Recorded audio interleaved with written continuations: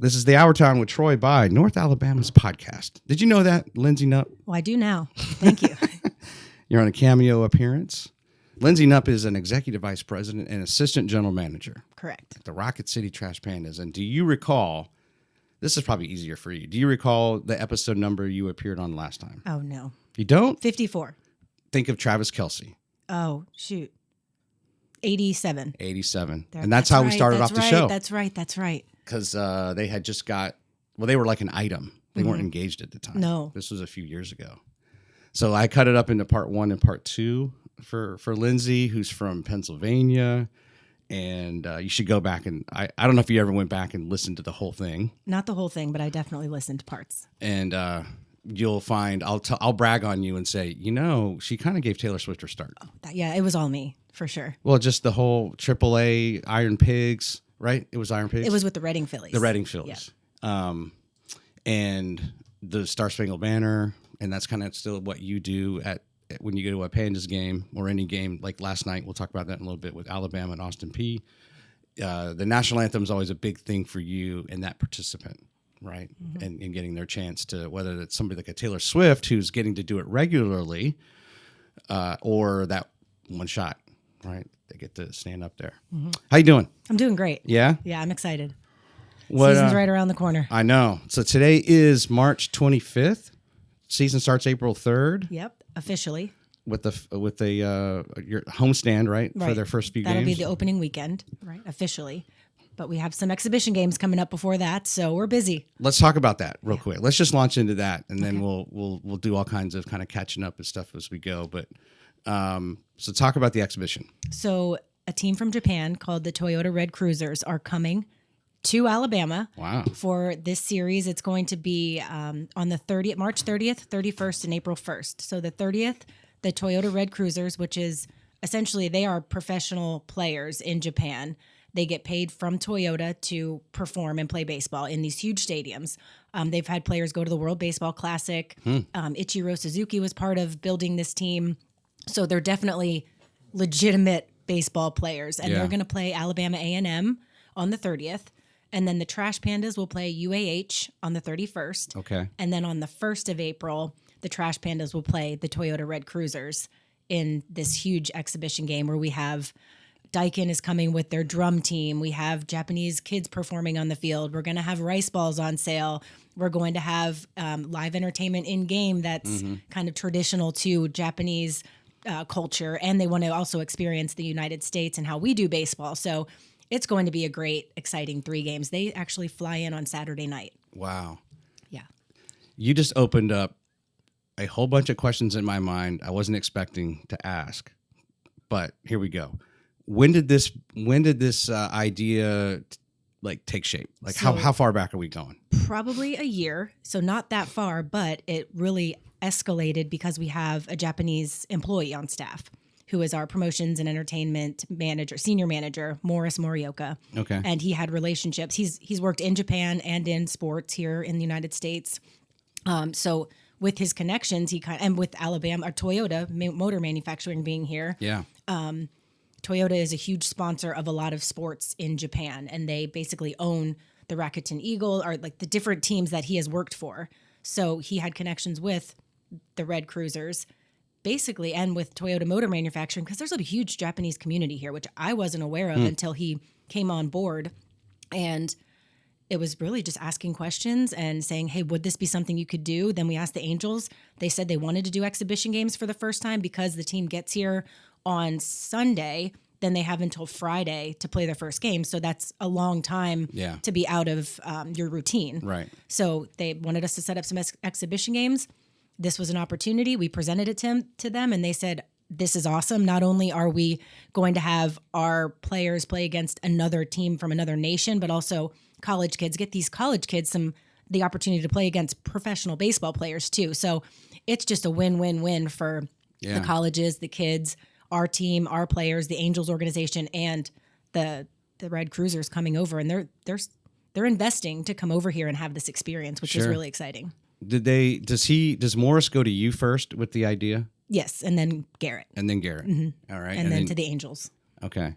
And so then did you brainstorm that with the rest of the staff, or did you keep it close hold? We kind of kept it close hold just to see, what are the opportunities. And I mean, he's obviously taken this as a huge passion project for himself. So he wants to have the involvement from every level of coordinating the buses to the team meals, to the practice schedule, to interviewing different folks on front office staff. Like their team wants to know how we operate, not just here's how you can play a game and this experience, but talk to us about marketing, talk to us about ticket sales, talk to us about promotions, community relations. What are you doing from a media standpoint that maybe they can take tidbits back to Japan and just grow their program too? So how did they look at other minor league teams in the country? Well, I'll take that back. They've been to spring training a few years ago and played a few teams in Arizona. Mm-hmm. So they've had experience coming to the United States and playing baseball. But I think this opportunity really was presented to them, and it was just a very coincidental, great fit, and timing was phenomenal. Right. But this is a huge thing for Toyota, Mazda Toyota, any Japanese-owned company, because the CEO of Toyota Motor Manufacturing North America will be coming for 12 hours to fly in, do a first pitch on the first, and then leave. Wow. And go back to Japan. So he's really supporting this event, which is exciting. From like a competition standpoint, and I know nothing about, obviously there's a tremendous Japanese stars in the major leagues, but I don't know anything about like their major league, AAA, AA system.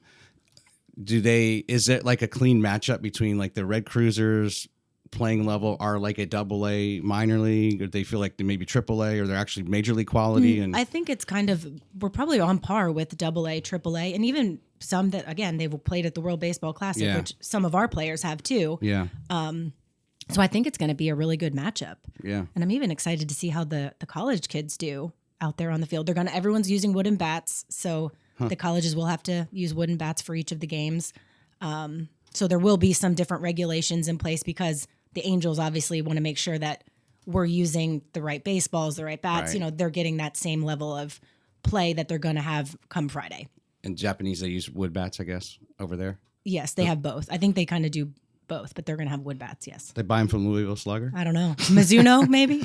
This is like amazing, right? This is really cool. It is super cool. So then I guess to make it worth their while, so the first step was, hey, the Red Cruisers, could this work? Great. But wait a minute. We need to probably do a round robin type thing, or we need to include some other teams. Like, was the next step the whole UAH thing and Alabama A&M? I think UAH was one that we had gone to knowing we wanted to do some exhibition games. Yeah. So they were kind of already in the mix. And then once the Red Cruisers confirmed and we got with the Angels and they said, yes, this can happen, absolutely, we'll need one more game. Then we went to A&M and asked if they would want to play the Red Cruisers. And they were, of course, excited to say, yeah, let's do it. Wow, that's cool. Yeah. So A&M and UAH only get one game, but the Red Cruisers and the Trash Pandas get two. Gotcha. Which makes sense. Mm-hmm. And then off they go back to Japan. Yeah. I mean, are they going to stay around and do... They're going to stay for opening night and watch the game. And then they leave the next following morning. Where are you going to put them? In one of the boxes? They're in the suites. Okay. Yeah. And they paid for them. I They bet. actually bought tickets. They're excited. Yeah. Oh, really? Yeah. So they have 2 suites upstairs. Do you think they're going to like the food? I think that's one of the biggest things that anyone going to another culture looks forward to, is because we've asked, do you have this special dietary menu that they want? And Maura said, no, they want to have everything like it would be traditional. They want to experience American baseball and how it would be. Yeah. So, yeah. I was just as an aside. I told you before I went to Australia recently, and usually last time I went, I've never had fast food. Usually, if I go to another country, I'm not going to get McDonald's or Burger King or something because we get it here. Right. However, and some of it's also just like I don't eat that stuff anymore. But there was a time where didn't really have a choice, and we had to get something to eat. So we go to the McDonald's, and I get a sausage egg McMuffin. It's the same menu, but the food, when my wife and I were kind of commenting the whole time, it's just different. You eat a meal and you don't feel full, and it doesn't taste. Everything tastes a little different, right? Mm-hmm. And that gets into the whole discussion on all the stuff that's in our foods and all that. But the interesting thing is, if I eat a sausage McMuffin with egg from McDonald's here, I want another one. There's something so addictive about it. And then I ate theirs, and it was like, I don't need to have another one. I'm satisfied. I'm okay. I'm not craving oh my, there's just this element of I have to have another. And I think that I always think about those from other countries to come and eat our cheeseburgers Yeah. or whatever, that they might have chicken fingers, but ours are just going to be a little different. I think so. And even I went to Japan with Morris. Did you? In 2015. Oh. And I got something fast food. I don't even remember what it was, but they give you one napkin. You don't get the pile of napkins thrown in the bag because everything is about being clean and Yeah. not wasteful. Yeah. And all of the things from a napkin to what you're eating is different. So you knew him all the way back then? Oh, yeah. He worked with me in Lehigh Valley. Oh, wow. So he was my intern in 2009 Wow. for free. He couldn't speak any English. I hired him back as my promotions manager because he is a fantastic entertainer. If you've noticed at the games, he's in the hot dog costume. Oh, okay. He's the guy running. His son is the one that's shooting T-shirts as a little mustard. They're just promotions minded and are perfectionists at everything they do. Yeah. So I just loved having him around. He made me a better employee, made me a better manager, and I was lucky enough to have him reach out and say, "Hey, I want to get back into baseball. I've been working basketball and things in Japan. I've been doing a lot of things, but I want to get back to the United States, bring my family." And we did. Was he in school at Lehigh Valley and also working with you all, or just he was? He had graduated. He just wanted to get into sports. Okay. Yeah. Wow.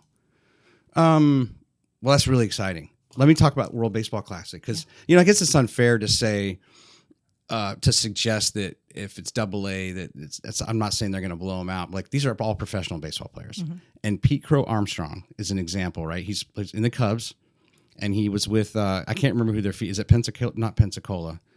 The Trash Pandas play them. Who's the Cubs? If I could read this anymore, I could tell you. You need my glasses? Yeah, probably. Oh, these are not the best ones, but Let me see. they're a little dirty. Isn't this terrible? Yeah, I know, Look right? at my life. Oh, yours are. Maybe you can see it with your glasses. Here you go. It's at the bottom right there. Okay. We're going to find out. We are going to find. It might be one of the Tennessee teams. The Smokies? Oh, wow. Oh, my gosh. That's I know. Look at that. Do you see where you're yeah, I do it. Cubs is Knoxville Smokies. There you go. Okay. So he played for the Smokies, and my sons would just like heckle him when they were at the Pandas games. We were usually on the first base side, and I don't know why, because he's kind of a smug guy or something, and we also sat near his parents or something. Oh, is that mine? Yeah, you can have. And so anyway, he's like in the World Baseball Classic, and he started for the U.S. And it's like, oh my gosh! And like last year, he's fast, and he was on all these highlight reels, and it's just like this amazing rookie. And you're like, these guys are just a break away, right, from getting their start and their break. Yeah, I mean Sam Aldegheri for Italy. Yeah, he did fantastic. Yeah. I saw him at spring training, and I just said, "Hey, congratulations! It was fun to watch you." And yeah, he's going to be back on our team this year. I was talking to Corey last night. Shout out to Corey Ozdara, your Yes. director of sales. Oh yeah. And the first person I ever met, really in the Pandas organization, a little over 4 years ago. But when we moved in, Aaron Whitehead and Trey Cabbage were like some of our favorites in that lineup. And he's from Australia, Aaron Whitehead. Whitefield, sorry. He wore number 2. And I forgot that in the World Baseball Classic, he played for Australia. Right. And apparently he did okay. He did, yeah. And it didn't resonate. Like, I should check it out. Yeah, I mean, Sammy Natero was playing for a team. Yeah. Gustavo Campero. We had a lot of Angels players that were mixed in throughout. Yeah. Do you watch a lot of baseball? I watched the World Baseball Classic, but it is tough to watch a lot of baseball when you're working every baseball game. But Yeah. if I'm out and it's on, and certainly if the Phillies are on or the Angels are on, I'll watch. Yeah. I'll watch more closely. Lindsey is a Hall of Famer at both the college level and the high school level, right? In field hockey and softball, and go back to episode 87. Yeah, you'll hear all about it. And catch up on all that.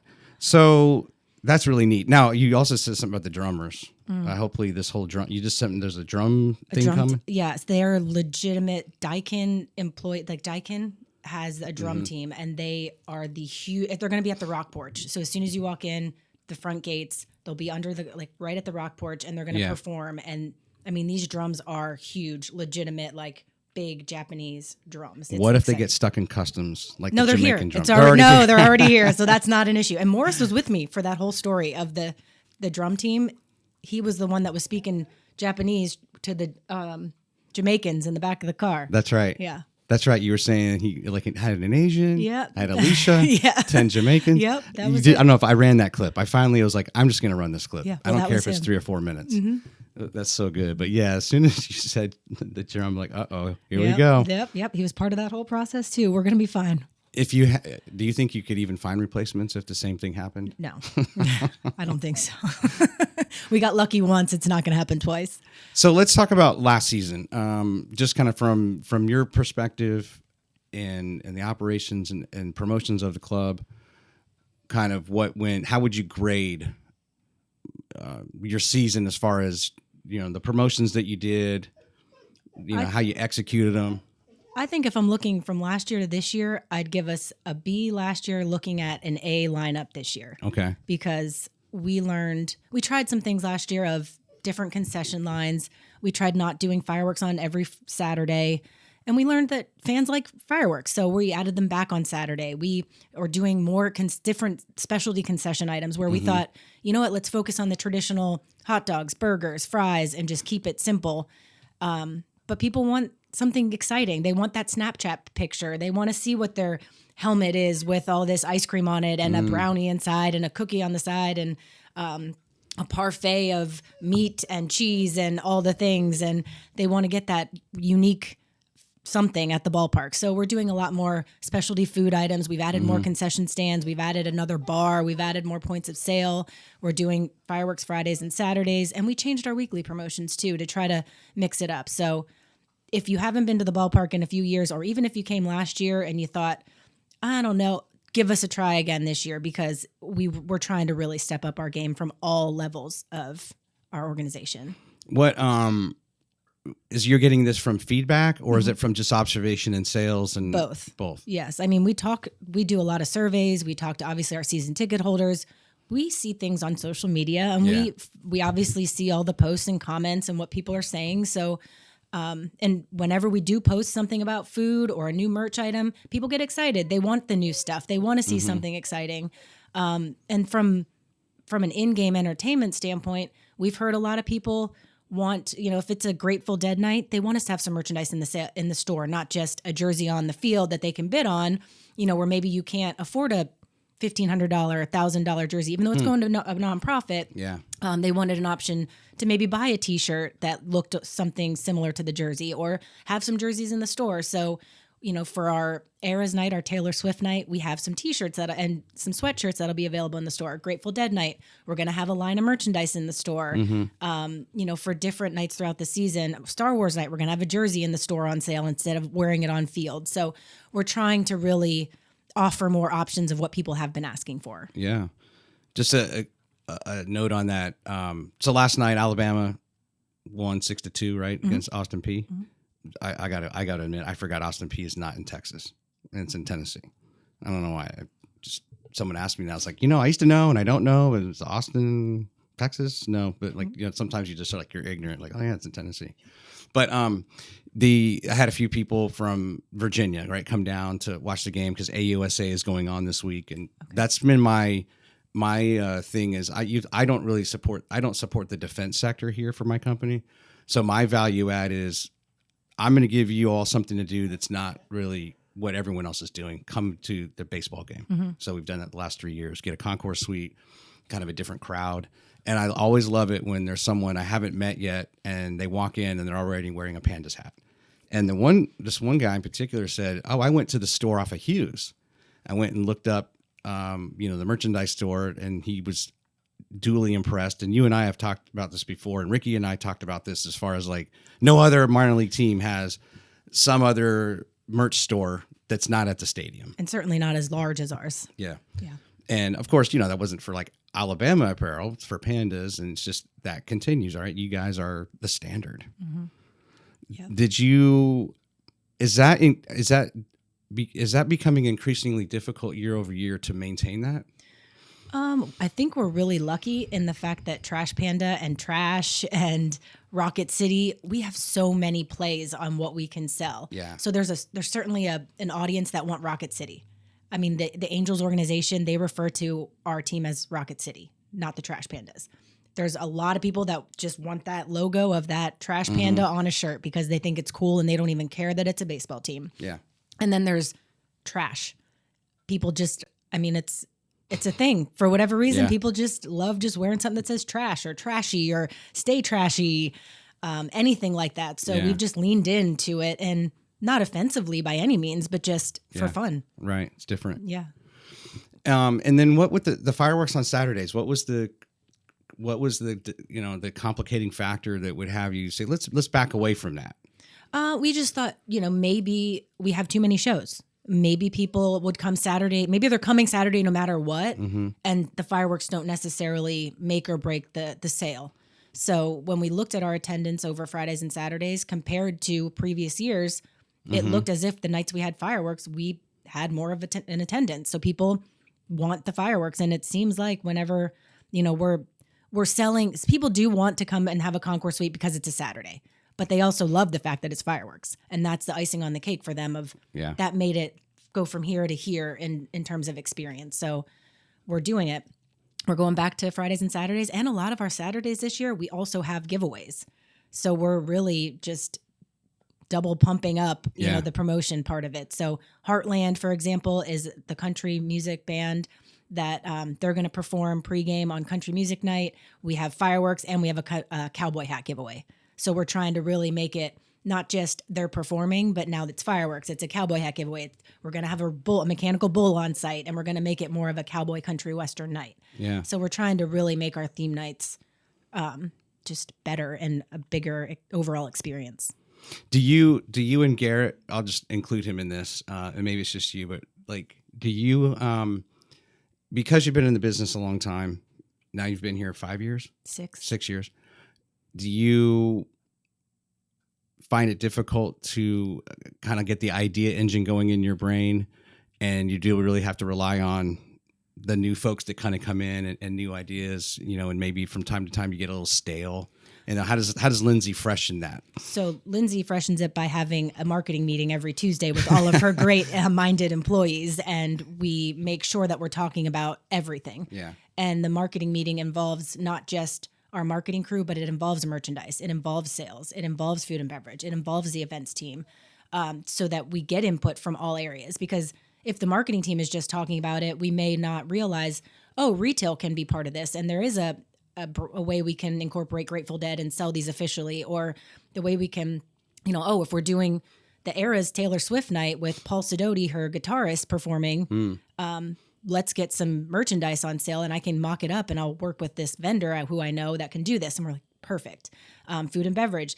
They now have 3-4 different items that are like, not my trash panda fries, or some, there's going to be specialty food items that they think, hey, this just makes it cool. And we're involved now in the theme night too. So yeah, weekly marketing meetings. Yeah. And I come and I ask, bring your ideas, look at what other teams are doing, because that's the game we're in. Minor League Baseball is idea sharing. It's not stealing. Every team wants to have each other. We all want each other to succeed. And if we have a good idea, it's likely going to work in another market. And same thing, if it worked somewhere else, it will probably work for us if we can just make it our own. Yeah. So we're constantly researching ideas, looking at other teams, looking at social media, what's a trend, what is trending now, and how can we jump on that if we can, or will this trend end? We talked about getting a 6'7" mascot this year, just because of that being a trend. And I'm glad we didn't, because I think it's on its way out finally, which I'm happy with. But yeah, we're constantly. How much do you rely on? So Josh Carey is your director of broadcasting, right? And he travels with the team. Mm-hmm. And I'm assuming one or two other people, I guess, from the team. Chris Harris travels with them. Are they coming back kind of principally on, hey, what did you see? They can see the whole game script, right? Yep. Kind of unfold. Is that a expected and continual source of stuff on at least what else is going on in your division? Yeah, they'll take pictures of an on-field promotion or a giveaway or something on the video board, and they'll send it to us kind of in real time. And they definitely do have a great input on what bobbleheads do we want to do, what players do we think may come back next year or have been a fan favorite, or you think would be deserving of getting a bobblehead done of them, or anything like that, a jersey or whatever. But they definitely help idea share, and they bring back anything that was a win. If a stadium sold out, they tell us, hey, this is what they had going on that night. Yeah, that's cool. Anything? What other? So you just got back from, you had some winter meetings, correct? Spring training. Well, spring training. And winter meetings. And winter too, meetings. How to take me through that? Like, are you presenting? Are you facilitating panels and stuff? Are people just flocking to you all because you're the mighty Trash Pandas and you're killing it? We do. There are probably the handful of teams, maybe a dozen, that are your top tier teams, or that have done something that's outstanding during the season, and they'll ask you to be part of a panel to present. The promotional seminar, which is in the October timeframe, that's where it's more of every team comes in and it's idea sharing and it's award ceremonies and it's banquets and it's roundtable discussions and all that stuff. The winter meetings now are more baseball operations, and stadium operations, and your professional development license and what upgrades of the stadium you need to have and all those types of things. And then spring training is us going down and meeting our new manager, Joe Cruzel, meeting our new coaching staff, meeting the new trainers, seeing the guys who may be coming up or just who's played with us in the past. I got Zach Neto to do a little clip and a promo video for his jersey giveaway we're doing, and just to kind of get involved and network with the Angels organization, separate from all the other minor league organizations. Yeah. So how did you do in October, November then? Like, what were you all recognized for? I was actually the presenter for the award ceremony, and we were up for best overall promotion and best COPA promotion, which was our Lunaticos outreach and community outreach. But we didn't win any of them, but we were nominated, and we were among the top finalists that were hopefully going to get an award, maybe one day. But we did win the Bob Freitas Award this year, which was not, that was at winter meetings, and that's the best overall organization in all of AA. Well, there you go. Yeah, we won that. So that's exciting. I was like, my yearbook, I was best all around. There you go. I wanted best dressed. I was most athletic. Were you? Yeah. You wanted best dressed, but you were what? No, I said I wanted to be best dressed. Yeah. This was like 8th grade, my middle school year. And I wasn't going to be most athletic, best looking, all that, but I got best all around. I was like, well, there you go. Oh, that's good. Best all around. Yeah. I'll have to show it to you sometime if you ever want to see it. I would. And I hammed it up for the picture. What did you wear? Did you really think of, like, I'm the presenter? Like, I wore some fancy pants and a white shirt. Yeah. Heels? No. Vans. Just Oh, cool. Yeah. What color? White. Neat. White on white stripe? White on white, and then they were like blue and fancy colored, like looking pants. Wow. Cool. Yeah. Garrett called them my fancy pants. And this was where? Where did they hold it? Where was that? Charlotte? Sure. Okay. Man, that airport's like really... Every airport now is going through it. Great. But it's always under Huntsville construction. wasn't bad. When we left out of Huntsville, it was actually really easy. No, I meant like, I'm sorry, I should have clarified, like just construction wise. Oh, like it seems like that whole airport is under construction. Oh. Every time I go there. Sorry, you just make me like always think of things when I travel. I'm like, oh gosh, Charlotte, Yeah, don't do that. But yeah, it's bad. Like, and everyone was asking me, hey, do you think the TSA lines are going to be bad at Huntsville? Like, no. They're not. They weren't for us. I was like, the only people in line are those who are going to be on your flight. Mm-hmm. And then in about 30 minutes, it's the next flight. Right. It's not like, yeah. And I think my gauge now is people like Huntsville's really growing. It is, but it's not. Like, just go to the airport. Mm-hmm. It's not that busy. Right. Like, a busy place is when you have like this airport that just doesn't sleep. Mm-hmm. And like, we barely have, it's coming, but that's, I think, one indicator of like how big your city really is. Like, how busy is your airport? Like, not that busy. Mm-hmm. Right. Not that many flights. Let's see. I was going to ask you something about, okay, so let's talk about left field. Okay. And what's going on in construction. Because if anyone loosely follows the Pandas in Town Madison and Toyota Field, it was going to be a 4-story thing, and it's going to be a 1-story thing. And okay, now the construction is happening. Let's hear it straight from you. Okay. What's going on? So what's the project? It's a 1-story thing. It's now a new visiting team clubhouse. We needed to make room for our female umpires and coaching staff. We didn't have enough space to officially have a large enough and appropriate staff for new female coaches, umpires, whoever's coming in. So it gave us an opportunity to say, all right, well, we're going to build this new clubhouse.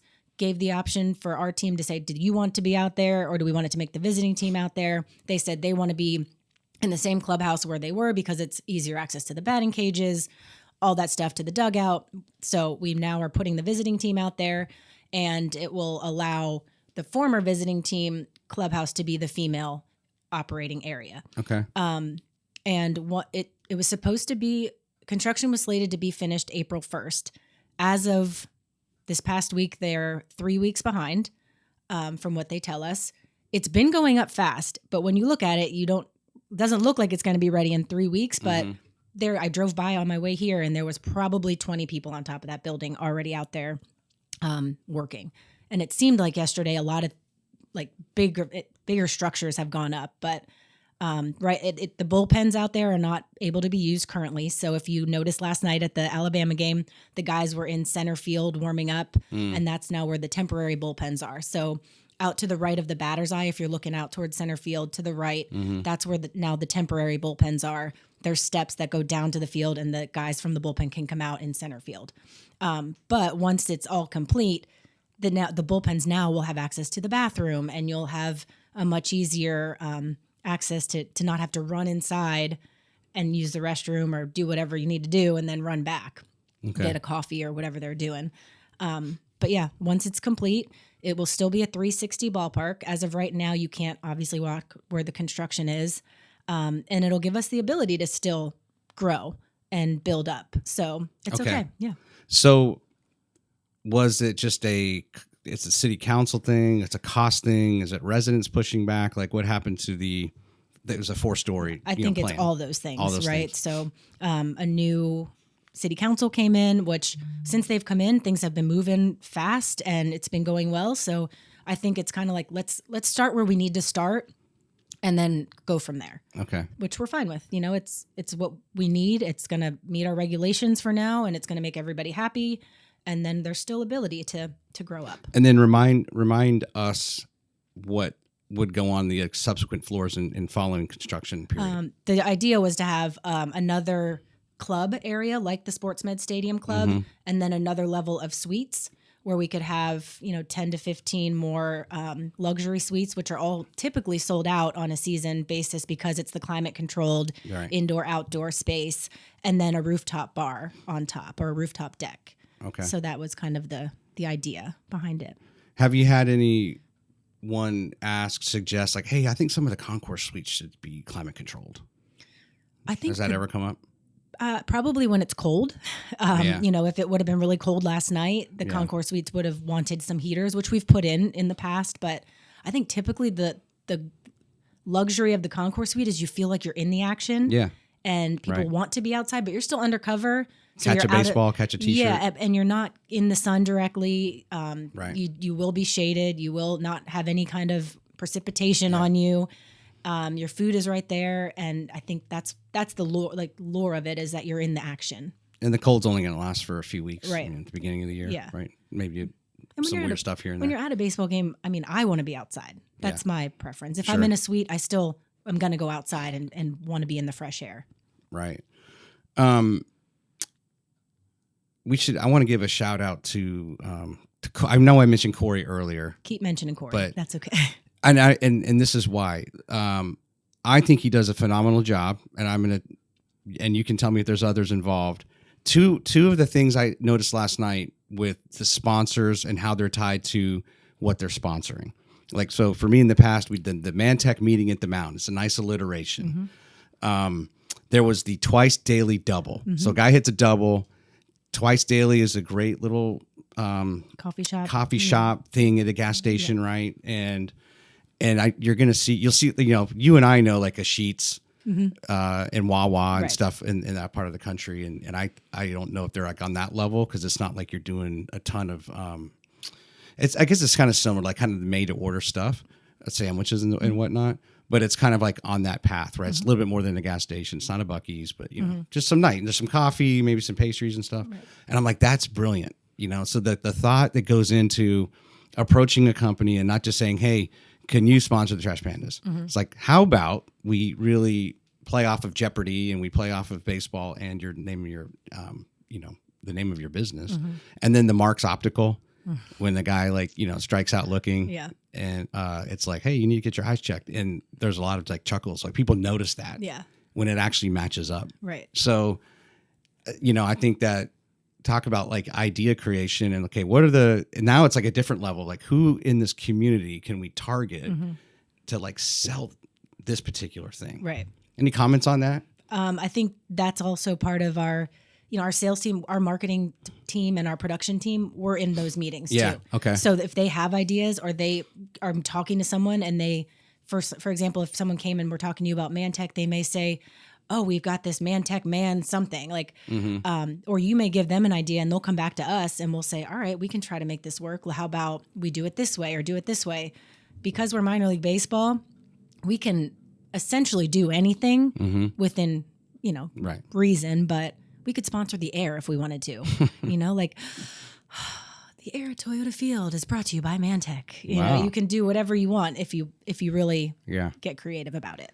Yeah, that was neat. And I'm sure there will be some more that I didn't see yet. Right. And I think so. Last night was you've had some high school games recently, right? I think James Clemens and some others came through. And we have some more Thursday and Friday this week. And those are a chance to have your staff come in and kind of kick the tires? Yeah. So we'll just train on the POS systems and all that, and where to go, where to find things, where to exit the field, enter the field if you're a promotions person, who to call when this happens. But really, it's also just to involve the community and give these kids a chance to play on a big league field, which if you think back of growing up and playing sports, that would have been a dream for me to be able to say like, oh, I played on a professional field. So that's also part of it. You probably played in some big college places, right? Yeah. Yeah. I played, this is kind of random, but I played on this like travel basketball team. I was like in 7th grade, and where the Washington Bullets used to play. And, you think it's a big thing, and then you find out it's like the laughing stock of the league, like this old stadium they used to play in. And now the Wizards play in a nicer, arena downtown, but this was over in Landover, Maryland. And I think they knocked it down, and now Magic Johnson has like his like movie theaters and all this kind of stuff there. But it was called the Capitol Center. And Georgetown Hoyas always played their home games at where the Bullets played, because they were like, it's like one of those teams where if you think of Georgetown academically, it's like, law school, medical school, and all this stuff. And then like, oh, by the way, they have this one sport that they're really good at. It's basketball. And then there's no room on campus because everyone wanted to go see them play. Anyway, so we got to play at like 2 p.m, and it was before like a Georgetown game. And then I think the Bullets were going to play after Georgetown. And there's no one there, of course, but we got to play. And it was like the team we played against, like someone they knew, or someone in like one of their dads or moms worked for the Bullets. And every year they would just draw out of a hat. Okay, you're going to like someone in their, I think it was called Fort Hunt, in their athletic league, we're going to draw. Boys or girls? Boys. Great. What age? 13 or 12. What week of the season? Like it's total luck. Wow. It's going to be week 3. Great. And then it came down to like we were the opponent, and we played them. That's cool. There, and I missed 2 free throws. I had a chance to score, and I didn't. And I was like, oh. And I was like, I think I missed a layup. But you still remember it. I remember it, and I think we won, and that's all that matters. And I blew it as far as like scoring. That's what you remember. And then you're just kind of like, man, there's nobody here. Well, it's okay though. I want to ask you, this is just something I've been thinking about, this whole Savannah Bananas thing. Do you think, like they're selling out stadiums, right? They're on fire right now. But what's the longevity of this thing? Because, and I hearken to like, I compare it to like the Harlem Globetrotters or like the circus, both of which are things I went to one time in my life. Right. And I don't need to go back. And I think it's cool. It's amazing. It's not real baseball, but it's entertainment. And I just wonder, and I want them to succeed, but at the same time, I'm thinking they're going to have to kind of turn over that new one and done fan every single time. It would be, or you just, maybe you go because you're taking, hey, someone comes into town and it's something cool to do. And it's something cool to do. But then, they move around so much too, right? Like, it's not like you can just go see a Pandas game because they're going to have a homestand. What, do you have any thoughts on that? Or my thoughts are kudos to them for creating this. Sure. But how do you continue to get players who want to do that and perform in that way? Obviously, I think most of them are players that aren't going to make it on a minor league or affiliated team. So that's their opportunity to keep playing and having fun. But at some point, I'm sure there's a lot of players that are like, I'm not going to dance on the field. I can't, like, I'm not comfortable being that type of person or performer. And they also have to be a pretty decent player at the same time. Cause they're definitely coordinated and out there playing baseball to some extent. But yeah, I don't know. To me, I think I'd agree with you. I haven't been to a game. I think the people that have gone have told me if you watch TikTok, you've seen all the highlights, really. It's just kind of you're seeing it now live mixed in, but those are the highlights of what they're doing. Yeah. But I mean, I would go once if it was close by and convenient for me. I think what has traditionally, from what I've understood, been the difficult selling point is that there's no reserve seat. You buy a ticket and you kind of sit wherever you go. Oh, wow.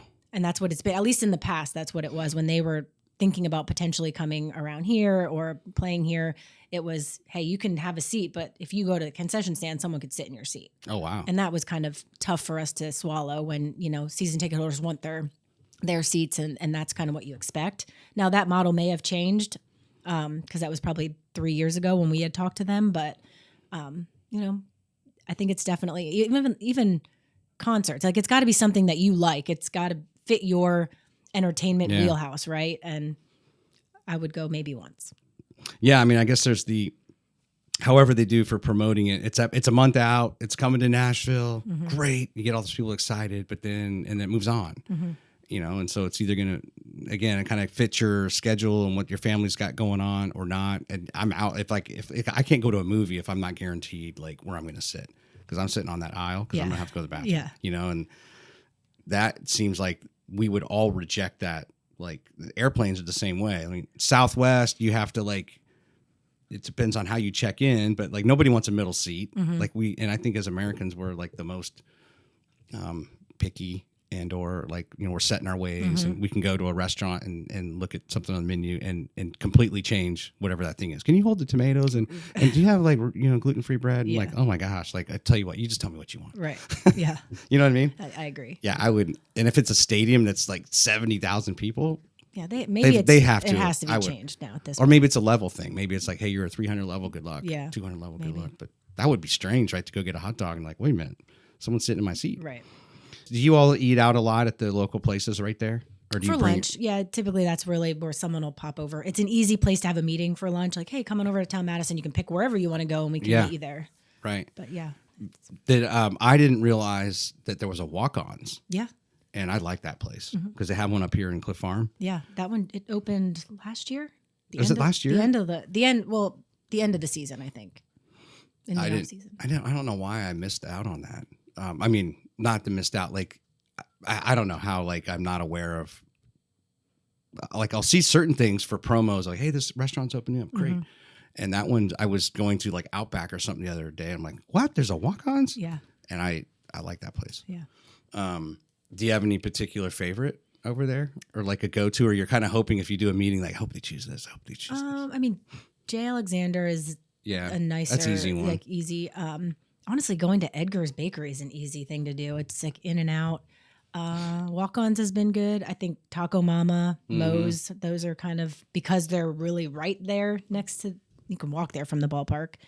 Yeah. Do you like Super Chicks? I do, yeah. Corey I don't go there as much, but he told me that everyone on your staff is eating the salad, the avo salad, where they take the avocado, they cut it in half, take the pit out, right, put Gouda cheese in it, and then fry it. Oh. And you get like these two balls. Okay. Oh my gosh, it's so good. I don't think I've tried it, so oh, really? I have to. Yeah. Yes, you ask them about it. All right. But I think I've almost exclusively, that's the only thing I order, and I always get other people to like, hey, the Trash Pandas, they all eat this salad. Oh my gosh, I'm gonna have to get one today. So let me ask you a question that I don't know. Like right now, everyone is having to integrate in some way AI. Mm-hmm. How's that? Has that been pitched to you? Is that being like stressed on any way? How are we going to use AI? I mean, that's a tricky question. We use it a little bit in just quick. Corey Osdraw loves a little AI, and he'll come up with some creative ideas by putting some things in AI and present it to our crew. But of course, we have our own graphic designers. We have a whole design team. That's a sensitive subject for anyone in graphic design right now because there's a real fear of AI taking over jobs of people. So we try to keep it limited, especially in the creative world. We want things to be our staff, our own, intellectual property, all that stuff. But I don't know that it's AI, but we're going to have a Trash Pandas reward app this year. Oh. So it's going to integrate with you buying concession stands, buying merchandise, getting points, redeeming points, having throughout the game, maybe have a trivia contest and you go on your app and you answer a question and you get points, or you can have a sponsor integrated with the app. And if the Twice Daily double hits, you get a coupon in your app to get something at Twice Daily. So we're finalizing all of that this week, and it's now actually live. Trash Pandas Rewards. You can go on the app store and download it and create yourself a member ID, and hopefully within once it's opening day, we're going to probably see if we can test it out during the Global Baseball Series, but certainly opening night will be the full-blown push and start of using the app and getting rewards. I mean, one of the rewards in the app, we're putting a suite for next season. Oh, neat. If you get a certain amount of points. So there'll be autographed baseballs, there's jerseys, there's on-field experiences, go to lunch with a Trash Panda player or manager, a giveaway, a first pitch experience, things like that you can kind of popcorn, Pepsis, win within the app for different points that you accumulate. So is that something you learned about at meetings and stuff? And we've been talking about it for years. Amy Davis, our retail manager at the Hughes Road store, really pushes for it because as she's a fan of sports as well. And that kind of, for her, was like, hey, this helps keep me engaged with different teams. And it gives me a different way to be engaged with different teams. I really think it could help from our season ticket holders to just a general fan wanting to come again because you have that want to get points. Like people want to win. They want to have this oh, I got to get these points. I got to do this. So we'll see how that transpires throughout the season, but hopefully it's a good thing.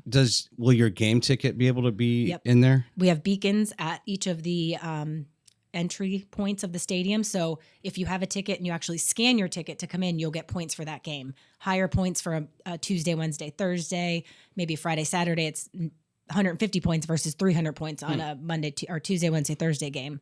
But it's all laid out in the app of ways that you can accumulate points. Do you buy the ticket through the app? Or is it no. tied to your login? It's tied to your login. Okay. So it integrates with My Pro Venue. Gotcha. And then also with our concession and retail side of things. So it should integrate immediately. As you show your member ID and you scan it at the concession stand, you'll get your points.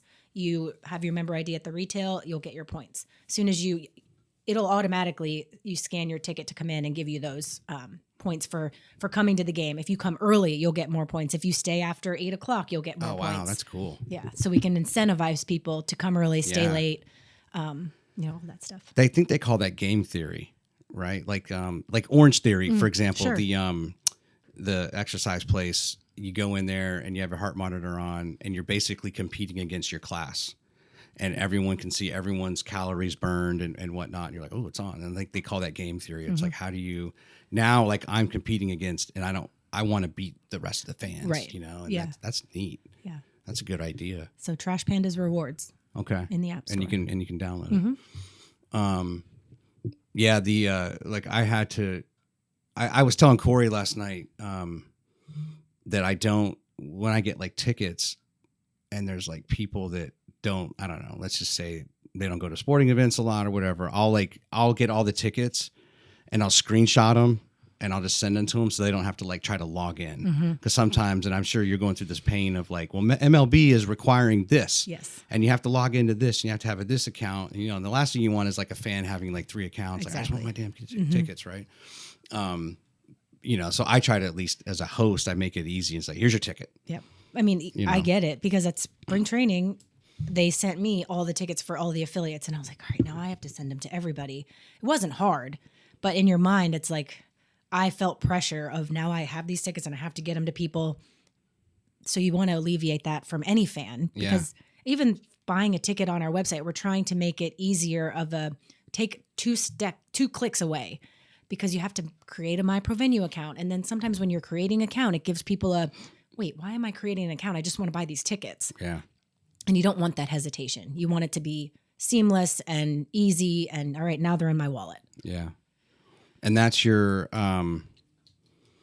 like your IT team, like who principally from that kind of standpoint on the technology side is helping you to. So Major League Baseball has a lot of things that have to be set in place, but from using the website and the back end of the website, Chris Harris has really done a lot of work with that. Our social media manager helps kind of with some of that stuff too. And then our ticket team, they're constantly looking at like, what is the ticket flow and what steps how can we eliminate one or two of these? Mm-hmm. So really we're limited by Major League Baseball, and if you look at any minor league baseball team, their websites look the same for that reason. Yeah. But as much as we can eliminate any kind of risk of someone dropping off, we're trying to do that. Yeah. We forgot to mention Oreo's in the studio. Oh yeah. He's laying under my. How old is he? 6. And what breed? Australian cattle dog. And I think it looks like a border collie to me. He's a rescue, but I did a dog DNA test on him. And it said Australian cattle dog was 40%. And then he had some retriever, some mastiff, some whippet, some like Spanish dog, little bits and pieces of. So to me, he looks like a border collie and blue heeler. And how long have you had Oreo? 2.5 years. Okay. Yes. And you rescued him from somewhere here locally? Mm-hmm. Yeah. So on Saturday, I was at Book Fest. Okay. At the Orion Amphitheater. Okay, yeah. My daughter's birthday, she turned 25. She actually just got engaged. I was thinking at first, like, Book Fest, fine. Like, what is this? Like, I'm going to support my daughter. Mm-hmm. And then I get there, and sometimes there's like, they just basically had vendors for all these authors, right? And sometimes I just go and I forget, like, oh, wait a minute, this is like a gold mine in a way of like, if you're a podcast host, to potentially interview authors about their books. And it didn't occur to me until I started talking to some people, and then like, okay, have a better attitude. Because I don't mind books. I'm just not a reader. Mm-hmm. I listen to books. Right.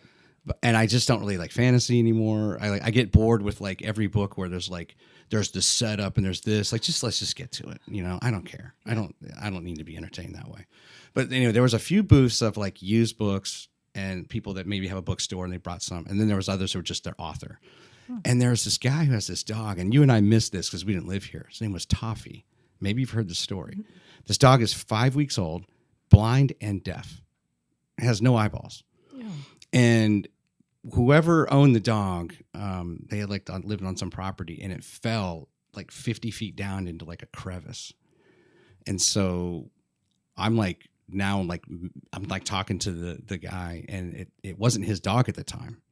But his profession was like rescue from like small crevices or whatever, like just, crazy rescue.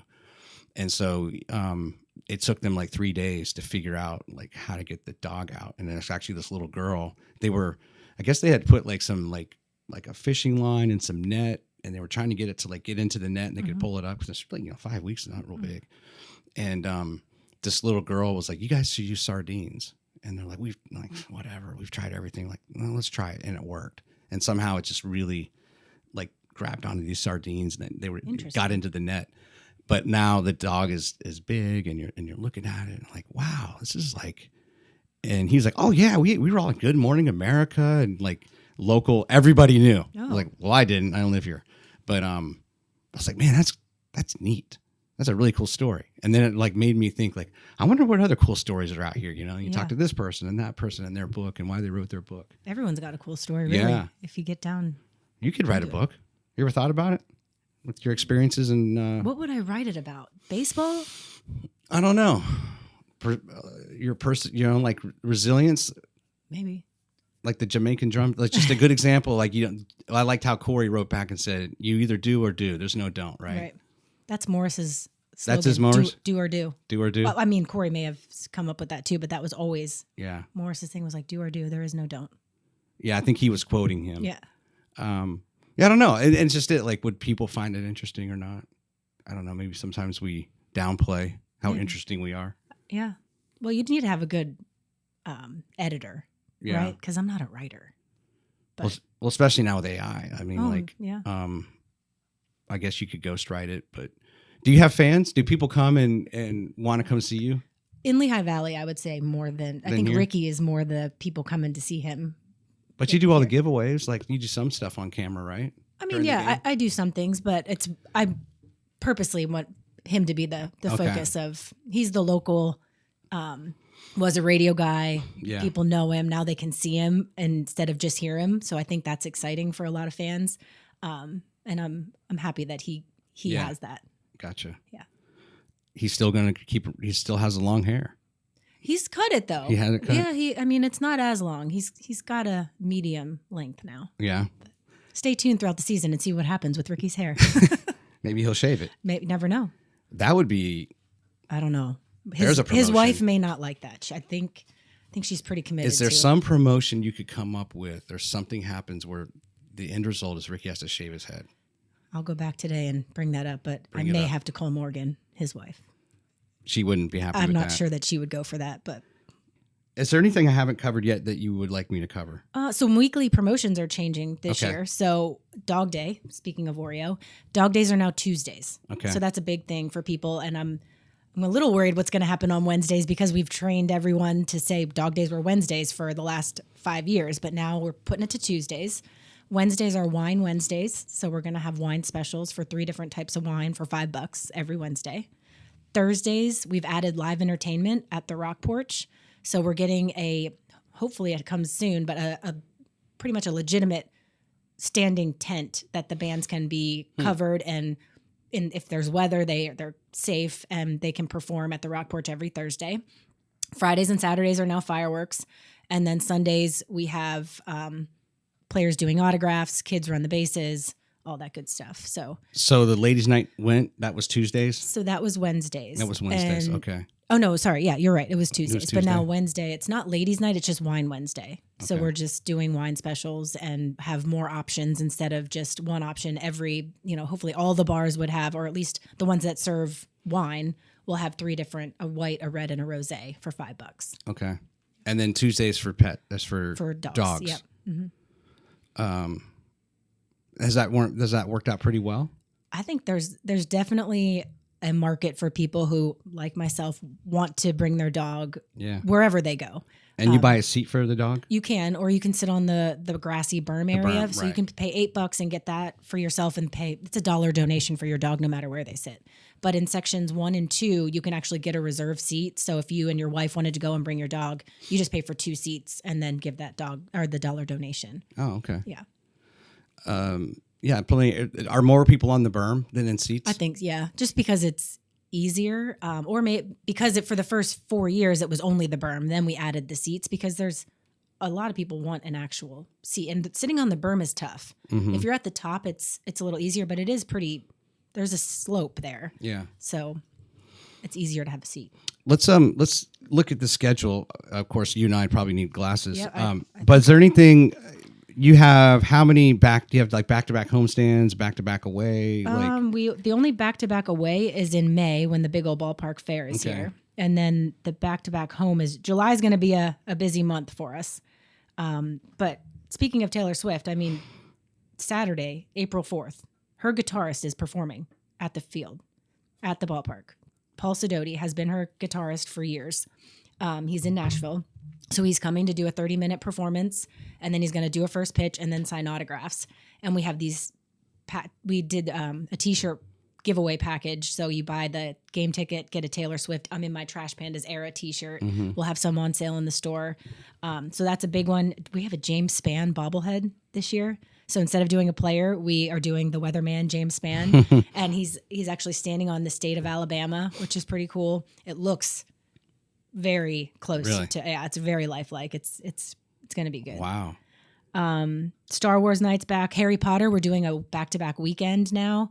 So we had Harry Potter night last year, but now we're going to do a jersey auction one night and then give a fleece blanket away the next day. Both are fireworks nights, a Friday and Saturday. We have Dinosaur Weekend coming back. Chase from Paw Patrol is going to be out. So we've done Bluey the last few years. So this year we're bringing Chase out, and we have a Paw Patrol jersey that the players are going to wear. And then there's a package that it's a limited edition package. And I don't know if people know this yet, because if I'm a parent and my kid wants to see Chase, I'm buying this package. It's $150, I think, but you get the jersey for your kid, which is an official jersey. You get a VIP meet and greet guaranteed at 2:30 with Chase. So you're getting in when the VIP gates open. You're getting to meet him before all the other people, and you're guaranteed, I'm going to meet him, and I'm done, and now I can enjoy the game. Oh, cool. So, and it includes your game ticket. And that's a Saturday game? That is, let me tell you exactly. I believe it is a Saturday. Quizzing you. Yep, hold on. Paw Patrol is August 9th, Okay. which is a Sunday. Sunday. Game. That Sunday, makes sense. 4:05. When Our Sunday games are different this year. We've got like 3 different game times. Easter Sunday, 1:05, with a huge Easter egg hunt. I mean, Charlie's going to have it in his equipment. He's going to like till it everywhere. All these Easter eggs. We got 10,000 Easter eggs. It's going to be cool. And then we have 2:35 games for our April, May. We have a 5:35 Sunday game, and then 4:05 Sunday games. So trying to keep people out of the heat as much as possible. And you have that. Do you have the ability to move that around as a team, or you have to get permission? We have to submit to minor league baseball, and then they give us approval on that. So the players like it? What is players prefer an early game always on a Sunday because they're going to be hot no matter what, and they like to have the evening off. But I think fans enjoy a 4:05 game better than a 2:35 game when it's 95 degrees outside. Now, I will say July and August, we're getting misting stations that will be at the ballpark. Kid Zone is free this year, which is huge. Moonwalk Inflatables has partnered with us, and they are operating Kid Zone. So in the outfield, out in center field, where we have the inflatable obstacle course and all those things that were $8 or $10 free all season long. So that should be huge for families coming in and having their kids like not just want to roll down the berm. Maybe they now want to go out and burn some energy off out at the Kid Zone too. Yeah. So that's an important decision that you made there, right? Yeah. I mean, that's you'll just drive bigger ticket sales. Hopefully. As long as people know. So I think we just got to get the word out that, now Kid Zone it's part of your game ticket. So you got kids, they can go out there. You do a waiver once, and it's all automated now, and they have a pretty good system on, you don't have to always fill out this paper every time you go. So does the parent have to stay? No. Okay. They'll give a wristband. You're just checking them in. You're checking them in, and they'll have a wristband if they're under a certain age so that they know they're watching out for them. Can they like text you if the kid wants their parent back or something? Like, or is it just you just come back? I think you just come back. Okay. Yeah. That'd be interesting. Hopefully you don't just leave your kid out there. But hey, some people do what you got to do. A lot of these ideas are based on how do you get the kids a break? Right? The parents a break. Yeah. I never realized like summer camp was all about get my kid out of this house. Yes. Right. Yeah. What are they? Who cares? Or if you're running a summer camp, it's a business based on parents want their kids out of the house. Exactly. Like, oh yeah, you're right. That's how we did so well during COVID of having the day camps at the ballpark because parents were over their kids being home. When you have a jersey like that you're like a specialty jersey, do you always put a number on it or no number? We do because so when we do a specialty jersey auction, we do an order. So based on the team, they have a set number of jerseys and the numbers that go with each size. I just order the same set for every single jersey auction, and whatever the players wear, that's what gets auctioned off on field. And then we always have a few extras that, we have extras in case a player comes up, down, whatever we need other sizes for. And those we kind of use as specialty raffles, or we'll do a community clubhouse where we'll put them on sale, and they weren't game worn, but they're a number on the back and they're official on field jerseys. But yeah, we never do player names. None of our jerseys have names just because of the number of transactions that, you're moving up and down. I know it's convenient as a fan to see a name on the back of a jersey, but it's really tough from a clubhouse manager standpoint to constantly be updating nameplates on the back. Yeah. So we just do numbers and no names. Gotcha. You excited for the upcoming season? I am. Do you get nervous? Do you like... I start having nightmares of not being able to get to my computer to finish a game script. Like I'm in charge of writing the game script for our staff to follow from what's happening when the gates open to every half inning and what entertainment we're doing. And that coincides with what the PA announcer's reading up in the press box. And I swear every year for the past 20 years, I will have a nightmare leading up to this time of year of the gates are opening and I haven't finished that script yet and I can't get to my computer to finish it. What's in my way? I can't move past it. I can't get there. There's traffic. I don't know what it is, but that's my recurring nightmare before every season. I have it's more of like, I'll have these dreams, like if I'm going to play golf, like golf is one of these sports where you just like, there's so many little things involved. Do you have balls? Do you have tees? Do you have a glove? Do you have this? Do you have that? You got to be on time. And I have these dreams that I can't get to the first tee. There's just something, I have my shoes, and then like, oh, there's this, there's that. I need to get, and then it's like people are waiting, and it's like that fear of like ever being late or missing something. Yeah. And the same thing. And it's like, why is this so hard? And even in life, sometimes I have that, like, I can't like get out of my own way to like accomplish, like even sometimes starting a show and I'll be like, oh, where's this? Where's that? And then I'll go to get it. And then I get sidetracked. I'm like, oh my gosh, focus. Yeah. Yeah. I don't know. So do you have it recurring like every night or like it just happens like once or twice? Once or twice, okay. It'll be not every night, but definitely consistently leading up until opening day. Once opening day happens, I'm usually pretty good because that's when you already have your first one done. Now you've been working with Garrett a long time. Mm-hmm. What's like a tell when you know that he's not pleased with you? He'll tell me. He'll just tell you. Yeah. There's not like he avoids you and has a certain look. No, I don't think so. I think we've come a long way enough to just kind of say, hey, come on in here. What's going on? Yeah. And same for you to him? Mm-hmm. Yeah. Okay. I can tell when he's stressed, I think, but I think I can tell when most people in our office are stressed. And this time of year, stress is high. There's a lot going on, and a lot of us wear a lot of different hats. So you're pulled in 4 directions at any point in time, and you got to figure out, all right, what is the most important one to get done right now, and what could possibly wait until tomorrow? Because you can't get everything done as much as you want to or try to in a day. It's hard. Do you have any stress eaters? Whether it's like pounding the Doritos or whatnot, like, hey, now calm down, like and you know them well enough to back them off. Wine. Just wine. Wine, I think, is probably my de-stressor, or like a glass of champagne or something at the end of a night or a day. Yeah. But for others, do you notice it in others too, and you have to like counsel them? I don't counsel them. I think I let people work through their own stresses, and if they come to me, I'll help. Yeah. Calm as much as I can, or talk you down and say that we're not doing brain surgery. We're playing baseball. So at the end of the day, if something isn't done, we're not, most people won't know. Yeah. We are perfectionists, which is great. And we want it to be what we know it can be. But if it falls a little short from time to time, most fans will never know.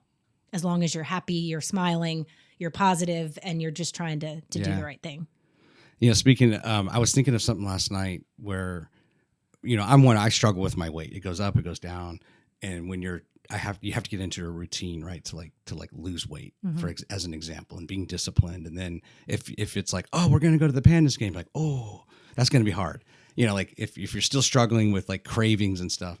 So there's this guy I work with, and he's actually, he's lost some weight over the last 2 months. And I was like, hey, you lost some weight, haven't you? Cause I don't see him that often. Well, I came to the game last night. We have the concourse suite, and that man was like plate after plate, because there's kind of like that, well, I'm going to be, this is going to be my cheat day or something. Yeah. But then it's like so good. And then it's like, that's where food is like so hard for people, where it's like, you can't have just one hot dog. Food's the hardest thing. 2 hot dogs. Because you can't cut it out. You have to eat, right? And I was like commiserating with him, because I was like, I know exactly where you are, brother. This is free to you. And, you're going to do plate after plate, and maybe you're going to hit the treadmill hard tomorrow, but like he enjoyed himself. Yeah. Well, that's good. I mean, everyone needs a cheat day from time to time. Yeah. All right. I've got some questions for you. Let's go. I don't remember what I asked you last time. I don't either. So it's okay. Okay. So if you were to participate in any of the promo games, which one would it be that you would want to be? Like, Ricky's on the field, he's the MC. They had like the bag hop thing last night with like 3 dudes. What's one that you would want to be a participant? Probably the Bubble Boy Sumo, where you're in the bubble and you push against people and you're trying to get them like across the other line. I think that one, because that's aggression. I can get it out. I can hit someone. Yeah. Maybe they should do that anyway with you and another member of the staff. That might be our team building event coming up now that you say it. Yeah. But you don't need to do it in front of all the fans. You'll win. My money's on you. Well, that's the thing, is I want to win so bad that it wouldn't be entertaining. It would maybe it would be. What do you call I would say you're a stud athlete, but is it like, what do you call a female stud athlete? Stud athlete? Yeah. I Okay. think you're just a stud. Okay. Give me a movie or TV where, let's assume you were an actress, a movie or TV show that you would have loved to have been that star in. Alexis Rose in Schitt's Creek. Oh, I don't know. That's the first thing that came to my head, but great question. didn't Eugene Levy just die? The guy No, from Moira Rose, the Catherine O'Hara. Oh, Catherine O'Hara. Yeah. Yeah. What's a good, like, I'll have to come back to that. Now I'm going to think about that for a while. What movie would I want to be in? It's not necessarily like, do you resemble them? It's just No. like, what character would I have liked to have been? Who's rich and famous? A lot of people. Oh, actually, real back on the Eras tour on the Taylor Swift night, April 4th. Right. Is it through your connection you were able to get the guitarist there? No, he has basically a person representing him, an agent that we luckily found, and we knew we were doing this night, and we kind of came across his name, and it worked out because he's in Nashville. So he was able to come and be part of this at very low cost.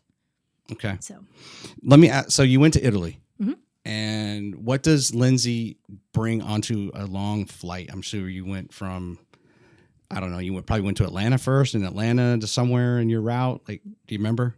Like, I came from Florida. I met my mom in Florida. Okay. And then we went to, I don't remember where, and then over to Italy. So how does Lindsey pass the time on the plane?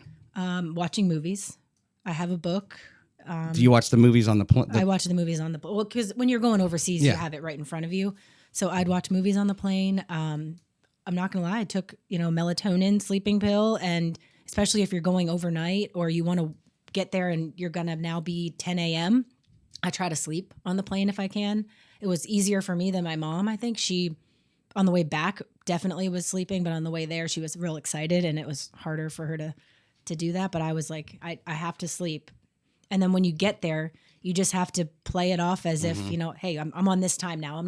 I would be this at home, and it would be this time. You just got to, this is what time it is, and you go. Okay. But I'm a movie watcher. Yeah. What's the best present that you felt you've ever given someone? Best present I've ever given someone. Or a memorable present? Like the thought that you put into it, or... Oh my gosh, I feel like I'm thoughtful all the time, but Are you? I don't know. Or maybe like the last time you can recall where you're like, man, I really did a good job on picking out that gift. Really nailed that one. I must say. I don't know. My nephew, I guess, but I don't think I nailed it. I gave him a snowboarding for the winter. Oh, neat. And paid for all of his snowboarding to go and be able to, because he can drive now. So instead of being home and stuck at home, it was, hey, it's already paid for. You just go and get to the mountain. It's 10 minutes from there. So That's in PA? Yeah. Which mountain? Blue Mountain. Blue Mountain. Yeah. I remember Blue Knob. You ever go to Blue Knob? No. It's kind of near Seven Springs, kind of on that side of the state. Blue Mountain's a good one, though. Is it? Yeah. My jam was Whitetail, which is Oh, way down on the Yeah. border of Maryland, right? Or Liberty just didn't happen to, like when they built Whitetail, they had put in like a high-speed quad lift, and I would never go back Really? to Liberty after that. Oh yeah, they built like, it's been there since like 1992. Okay, yeah. Because it just got you to the top of the mountain fast. They have that at Blue Mountain, too. Oh, that was Oreo. Yeah, he's I was under like, here. Yeah. I've never been to Blue Mountain. Yeah. Which part of, is that Poconos or something? It's a little south of Poconos, yeah. Okay. Not quite. Give me the last time you kind of pinched yourself and said, man, I love my job. Yesterday? Yesterday? Yeah. What was the circumstance? Just seeing our interns working a game for the first time and their excitement of like fans coming in and realizing, we were sitting down, I was about to do a promotion with a kid in the stands, and our intern looks at me and she's like, don't you get nervous doing this? And our other girl, Renee, she's laughing. She's like, she's been doing this for years. I'm like, I don't, I get excited. Like I know this is going to make this kid's day. And she was just like, the whole game, she was just smiling and excited and just having a good time because she's feeling our energy and our the electric part of the ballpark, and the entertainment is really just what I love about it, and being able to make people have a good time no matter what's happening on the field. That's neat. Yeah. And just, it's like a drug in a way too, right? It is. I mean, and just when you hear the bat and the ball outside and the music playing and you're outside walking and setting up for the game or whatever you're doing, it's like you have a whole different level of adrenaline running through your body of like, it's baseball. Yeah. I love it for so many reasons. And some of it's just the grass, or I really appreciate the dirt and the superintendent and what they've done. Like, you know, like I just love all those aspects of all that went into make the experience for the players, for the fans, for you all. Yeah. I mean, one of the greatest moments in spring training was running into Sam Bachman and Bryce Teodosio, and both of them just finding out a few moments before that they made the major league team. Oh, that's awesome. And they told Garrett and I, and they were just like little kids of like, I made it. Like I just found out, and like fist pumping. And it was just so cool to see that for neat. them. Man, that's cool. Yeah. And that you had a part in making fans know who they are. Yeah. Right. Like we remember Teodosio, and some of that even comes down to like the Tony Max of the world and how they like mention his name over the PA. Yeah. Right. Where you're like, that become a fan favorite just on that. Right. You know, and just being good guys. Yeah. And like getting a chance to know them at this level and then see them on TV. It's like, you just want them to do good. Yeah.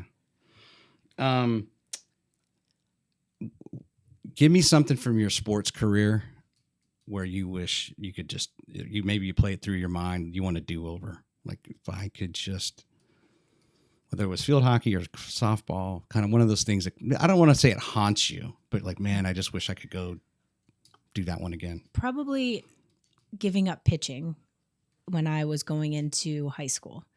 I went through pitchers. If you don't know, they're all head cases, and I was one of them. You know, like I was a standout pitcher as a young kid. We got to states. I pitched the state championship. It was fantastic.